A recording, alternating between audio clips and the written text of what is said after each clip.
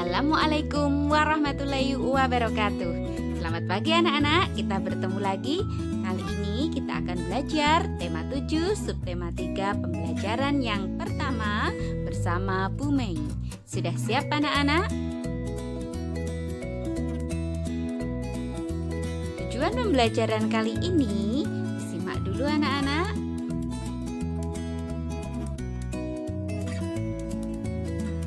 Ya, ada 4 poin, silahkan dibaca.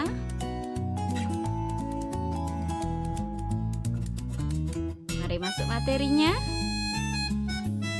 Peristiwa dalam kehidupan, subtema 3, peristiwa mengisi kemerdekaan. Banyak peristiwa yang terjadi di dalam kehidupan kita. Ada peristiwa-peristiwa yang dianggap penting dan patut dirayakan bersama orang lain. Untuk itu diperlukan sebuah surat undangan untuk merayakannya bersama orang lain.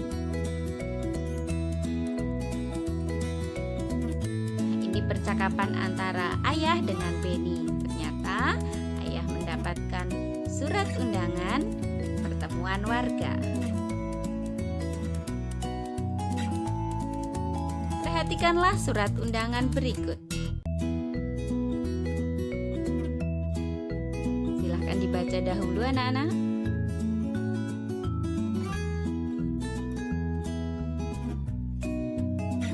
Sudah?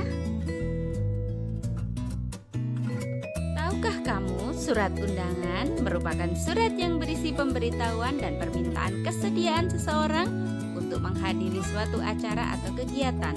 Kalimat yang digunakan dalam undangan haruslah efektif, yaitu singkat, padat, dan jelas.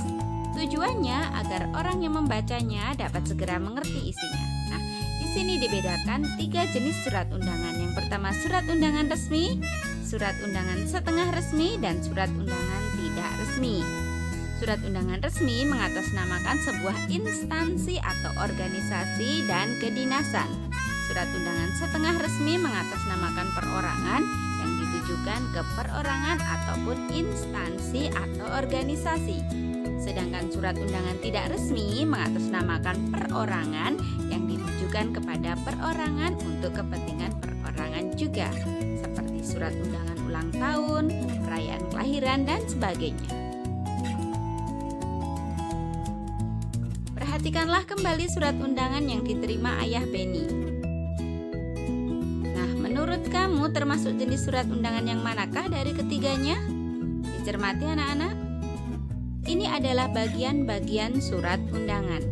Karena ada kepala surat dan tujuannya, maka ini termasuk surat undangan resmi. Ada kepala surat, berisi kop atau instansi, berikutnya nama dan alamat yang dituju, salam pembuka, kemudian isi surat, penutup surat, tempat dan tanggal surat, serta tanda tangan dan pembuat surat.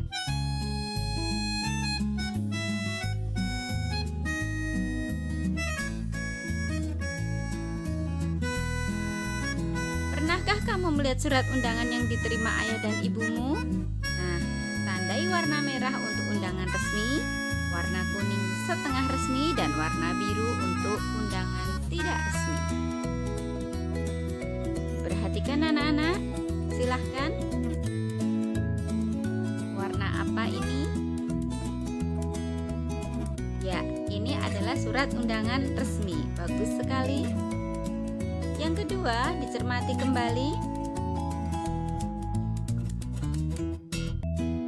Yang ini adalah ya, setengah resmi. Betul. Yang ketiga, dicermati kembali. Surat undangan apa ini anak-anak? Gambarnya warna-warni dan cantik. Ini adalah surat undangan ulang tahun, ya, tidak resmi. Sudah tahu anak-anak? Mari berdiskusi. Bersama temanmu, diskusikan persamaan dan perbedaan antara undangan resmi, setengah resmi, dan tidak resmi. Silahkan mengisikannya di dalam tabel seperti berikut. Undangan yang diterima ayah Benny terbuat dari kertas. Kertas merupakan benda yang mudah terbakar. Tahukah kamu bahwa pada peristiwa pembakaran terjadi perubahan bentuk karena kalor? tidak mengubah wujud benda.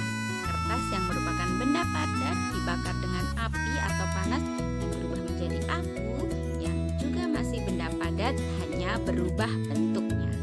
Silahkan dicermati anak-anak, ini ada gambar, kemudian ini ada peristiwa penyubliman. Menyublim adalah peristiwa perubahan wujud benda dari padat ke gas. Nah, untuk menunjukkan proses penyubliman, anak-anak bisa lakukan kegiatan seperti berikut. Mengamati perubahan wujud benda. Silakan anak-anak yang disiapkan alat dan bahannya, kemudian cara kerjanya. Setelah itu, lakukan pengamatan dan tulis kesimpulan.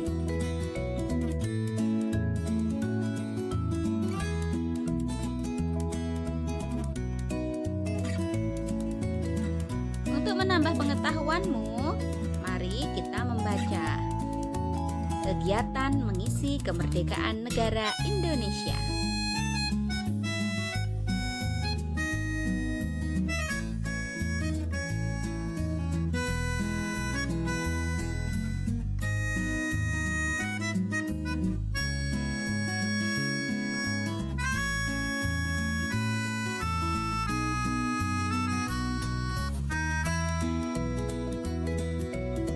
Baik anak-anak, ayo berlatih. Setelah membaca bacaan tadi, silakan anak-anak mencari kosakata baku, kemudian cari arti katanya dalam kamus, dan kata yang tidak baku bisa juga dicari arti katanya.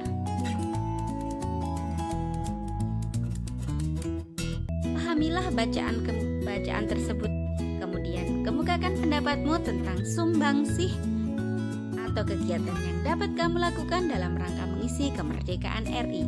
Kamu dapat mengisinya dalam peta pikiran seperti di bawah ini. Kegiatan untuk mengisi kemerdekaan.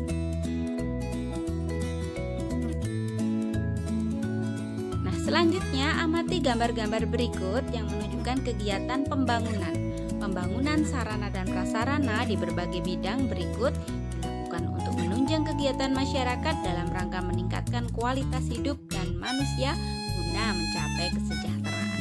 Diamati anak-anak, ada pembangunan jalan, pembangunan jembatan, pembangunan pasar, pembangunan sekolah, pembangunan tempat ibadah, pajak untuk pembangunan jalan dan jembatan.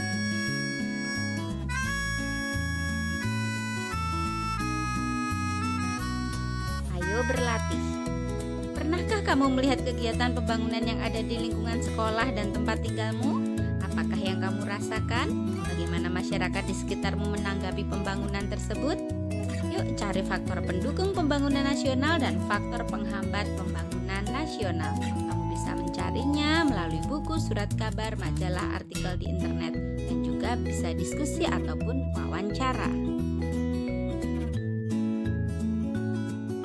Sekarang ayo renungkan, undangan adalah surat ajakan dari seseorang untuk menghadiri suatu acara.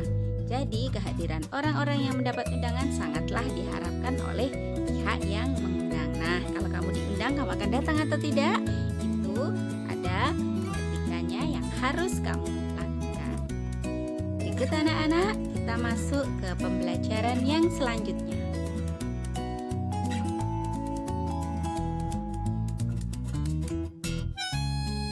Tujuan pembelajaran yang kedua adalah, silakan dibaca.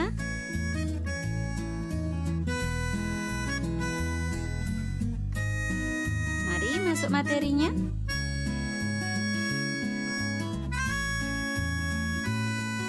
Setiap warga negara Indonesia berkewajiban mengisi kemerdekaan dengan kegiatan-kegiatan yang positif sesuai dengan peran masing-masing di dalam masyarakat. Demikian juga dengan pelajar. Peran apa yang bisa dilakukan sebagai pelajar untuk mengisi kemerdekaan? Nah, untuk menambah wawasanmu, ayo membaca peran pelajar dalam mengisi kemerdekaan. Silahkan dibaca dahulu anak-anak.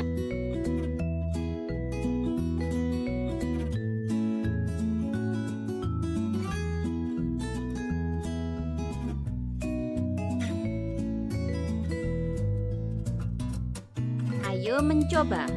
Dari bacaan di atas kamu dapat menemukan kosakata baku dan kosakata tidak baku, kemudian cari artinya.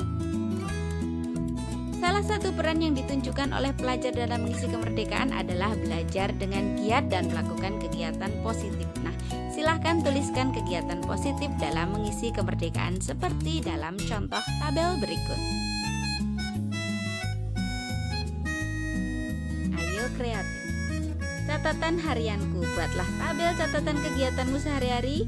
Siapkan 2 tabel. Tabel yang pertama berisi kegiatan positif yang kamu lakukan, dan tabel yang kedua catatan kesalahan. Lihatlah seperti contoh anak-anak.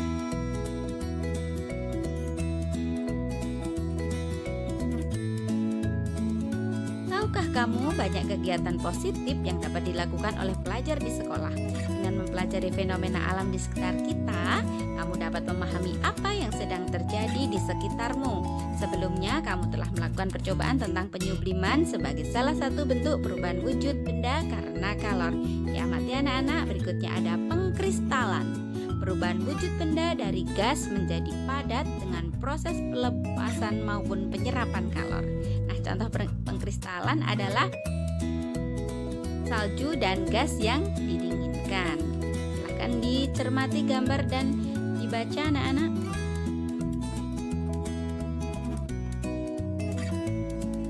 Ayo mencoba.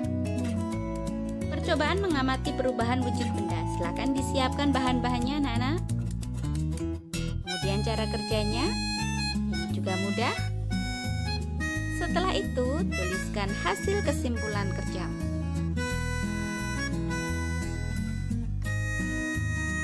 Sebagai generasi penerus bangsa, kamu tentu tahu bahwa pelajar harus berusaha untuk meningkatkan kualitas dirinya.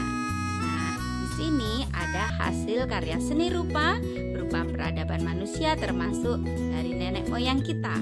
Bentuknya ada seni rupa seperti seni tekstil, batik, tenun, dan songket, seni anyam, seni ukir, seni keramik, seni lukis, dan seni patung. Mari kita lihat anak-anak. Ayo membaca. Seni rupa daerah Indonesia. Silahkan dibaca anak-anak.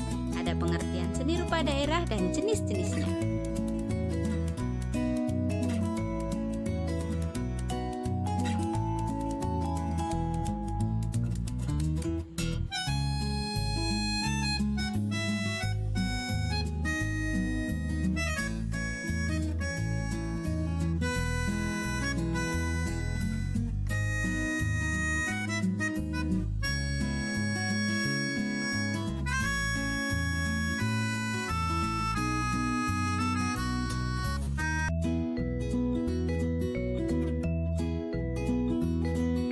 Bersama temanmu, istilah kolom-kolom di bawah ini dengan keterangan sesuai dengan jenis-jenis seni rupa daerah yang dapat kamu temukan di sekitar tempat tinggalmu.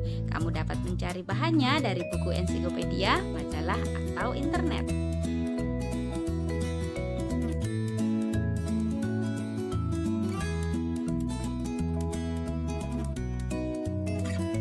Baik anak-anak, demikian materi kita. Sekarang tugas dari Bu Guru.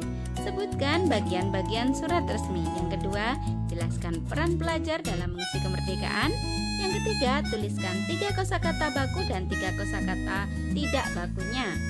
4, apakah yang dimaksud seni rupa daerah? Sebutkan. Yang kelima, sebutkan macam-macam jenis seni kriya sesuai bacaan. Baik anak-anak, terima kasih. Semoga sehat selalu.